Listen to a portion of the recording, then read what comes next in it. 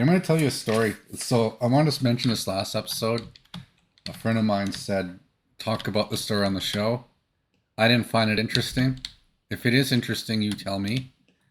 But so I found this magazine once. It was like this MENSA magazine. Uh, I don't know why I had it.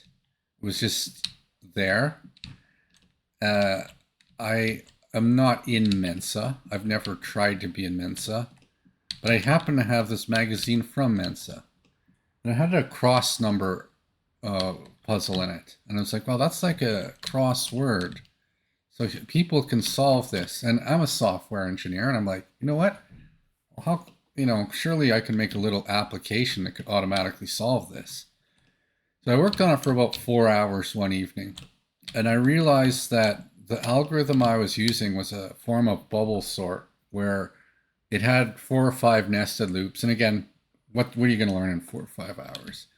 But in that 4 or 5 hours, I got a basic program that would theoretically be able to solve the cross number. And then I'm like, well, you smart ass dorks and your Mensa, uh, I can just use a program to solve it. And I don't, you know, like how useful are you if a machine can replace you that easily? But it wasn't so easy because upon running the calculations and as I was debugging it, I realized there was so many combinations of calculations of guesses it had to make that it would actually, because some of the numbers are quite long, it would take like well over 100 years for it to solve the way I solved it. And I'm like, well, how come a person can do these things, but a machine can't?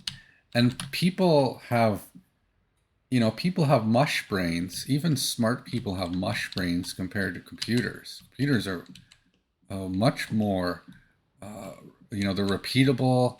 They rarely, um, like, make mistakes with, like, they don't.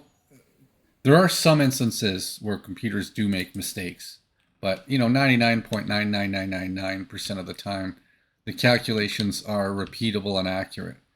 Well, how come a human can do it so much faster? And then it occurred to me that because it's got to be some sort of esoteric knowledge that people who do these, there's some standard rules to it.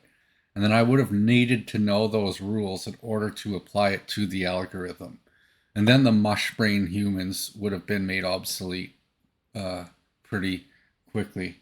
But anyways, that was the story. He said share that story that the computer could not do it nearly as fast as a human, but at least I understood why, right? And then I was like, well, for me to make this work, I would actually have to invest some time in the actual algorithms that are used to solve these puzzles. And then I was like 20 years old, and I'm like, I was still in university. I was just doing it, between. Just again, I was just bored one day, and I decided, yeah, I don't care that much. Who gives a crap about a cross number? What a waste of time. Like what? Mensa. If you're getting people to waste their time on that instead of actually solving real problems, how smart are you, right? So there's my comment on that.